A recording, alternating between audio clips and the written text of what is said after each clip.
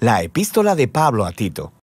Tito era un griego seguidor de Jesús, quien durante años fue un confiable colaborador y compañero de viaje de Pablo. Él había ayudado a Pablo en varias situaciones críticas en el pasado, y en esta carta descubrimos que Pablo le había asignado la tarea de ir a Creta, una gran isla en la costa de Grecia, para restaurar el orden en una red de iglesias en las casas.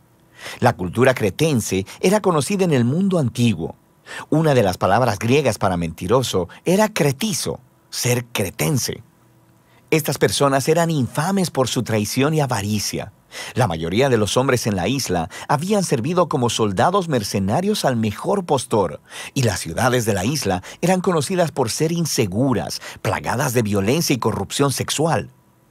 Sin embargo, la isla de Creta tenía muchos puertos estratégicos que servían a ciudades por todo el mar Mediterráneo en la antigüedad. Así que, desde la perspectiva de Pablo, Creta era el lugar perfecto para empezar una red de iglesias. Ahora, no conocemos los detalles, pero de alguna manera esas iglesias cayeron bajo la influencia de líderes cretenses corruptos. Ellos decían ser cristianos, pero estaban arruinando las iglesias. Por lo que Pablo encargó a Tito la tarea de ir allí y ordenar las cosas. Esta carta proveyó las instrucciones. Tiene un diseño bastante sencillo. Después de una breve introducción, Pablo le da a Tito instrucciones claras acerca de sus tareas en la iglesia. Después, le ofrece lineamientos acerca de una nueva clase de hogar y sobre la nueva humanidad que el Evangelio podría crear en esas comunidades cretenses. Después, Pablo cierra la carta con algunos saludos finales. Entonces, Pablo inicia la carta recordándole a Tito que su mensaje como apóstol es sobre la esperanza de la vida eterna. Esto es, la vida de la nueva creación que está disponible desde ahora a través de Jesús, el Mesías. Y esta esperanza fue prometida hace mucho tiempo por el Dios que no miente. Ahora, este pequeño comentario inicial introduce un tema importante que se encuentra en toda la carta. Uno de los problemas en las iglesias cretenses era que habían mezclado sus ideas sobre Jesús, el Dios cristiano, con sus ideas sobre los dioses griegos con los que crecieron, específicamente con Zeus, su dios principal. Los cretenses decían que Zeus nació en su isla y les encantaba contar historias y mitologías acerca del carácter corrupto de Zeus. Él seduciría a las mujeres y mentiría para salirse con la suya. Así que Pablo quiere ser muy claro. El Dios revelado a través de Jesús es totalmente diferente a Zeus. Sus rasgos de carácter principales son la fidelidad y la verdad, lo que significa que la manera de vivir cristiana también practicará la verdad, lo cual será un gran reto para estos cretenses. Pablo entonces encarga a Tito con una tarea en dos partes. Dice que lo primero será designar nuevos líderes para cada comunidad de iglesia. Un equipo al que llama ancianos, esposos o padres maduros, cuya manera de vivir sea totalmente diferente a la cultura cretense. Ellos deben ser conocidos por su integridad, su devoción completa a Jesús, su dominio propio y su generosidad tanto en sus familias como en la comunidad en general. Y estos nuevos líderes deben enseñar las buenas nuevas acerca de Jesús y reemplazar a los líderes corruptos que necesitan ser confrontados. Esa es la segunda tarea de Tito. Pablo identifica a los falsos maestros como esos de la circuncisión. En otras palabras, ellos eran judíos étnicos cretenses que decían que seguían a Jesús, pero de manera similar a los problemas en Galacia, esta gente demandaba que los cristianos no judíos fuesen circuncidados y que siguieran las leyes de la Torá, si es que realmente querían convertirse en seguidores del Mesías judío. Pablo dice que ellos están obsesionados con los mitos judíos y mandamientos humanos, y además que solo están en los asuntos del liderazgo de la iglesia para hacer dinero. Así que Pablo, en un movimiento brillante, tomó una cita de un antiguo poeta cretense, Epiménides, quien fue muy franco y honesto sobre el carácter de su propia gente. Él dijo: «Los cretenses son siempre mentirosos, malas bestias, glotones ociosos. Ellos borran las líneas entre lo verdadero y lo falso, entre el bien y el mal, y lo único que les importa es el dinero».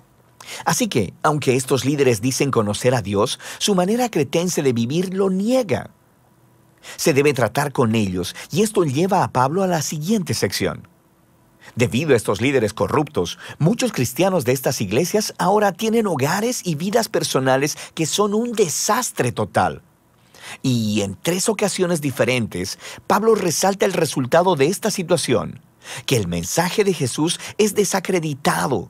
Sus vecinos no cristianos ahora tienen buenas razones para hacer acusaciones malvadas. Y todo esto hace que la enseñanza de Dios, nuestro Salvador, no sea atractiva ni persuasiva para nadie. Así que Pablo describe el hogar cretense ideal, que es devoto de Jesús. Debían ser hombres y mujeres ancianos, llenos de integridad y dominio propio, para que puedan ser modelos de carácter para los jóvenes. Y las mujeres jóvenes no deberían estar teniendo sexo casual y evitando el matrimonio, como estaba de moda en la Creta de ese tiempo, sino más bien deberían buscar compañeros fieles para poder criar familias estables y saludables. Y los hombres jóvenes deben hacer lo mismo. Deben ser conocidos como ciudadanos sanos y productivos.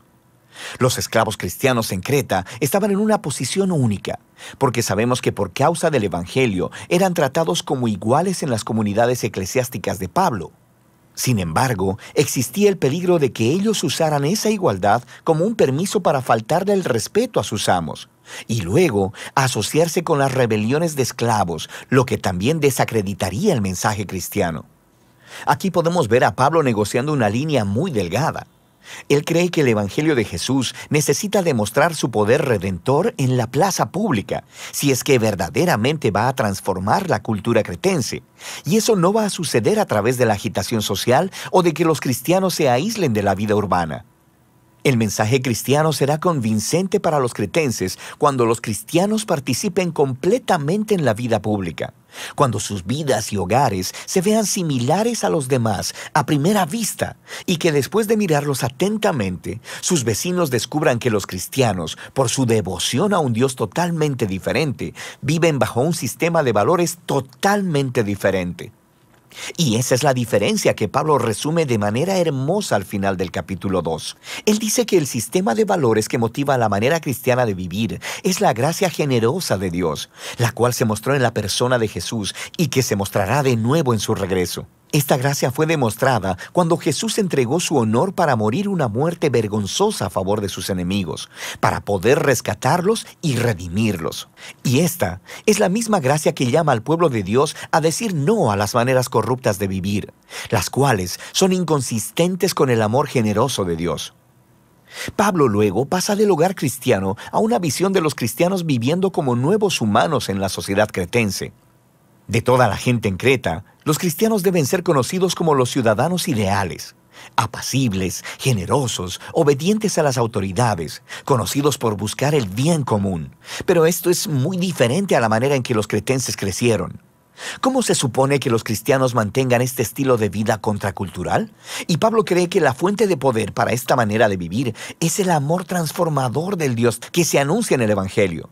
Y entonces lo explica en un poema realmente hermoso. Él dice que la bondad y el amor de Dios son lo que nos salvó, a pesar de nosotros mismos, para que a través del Espíritu Santo Dios lavara, renaciera y renovara a las personas.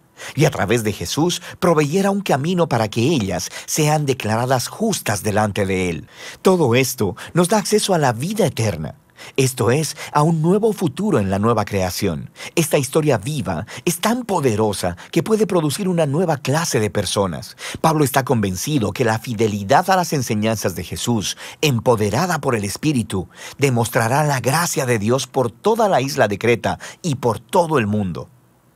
Pablo concluye prometiendo que enviará refuerzos a Tito, ya sea a Artemas o a Tíquico, y saluda a sus amigos en común. Y así termina la carta. La carta de Tito nos muestra la estrategia misionera de Pablo para que las iglesias se conviertan en agentes de transformación en sus comunidades. Esto no sucederá haciendo una guerra cultural o asimilando la manera cretense de vivir. Más bien, él llama a estos cristianos a participar sabiamente en la cultura cretense.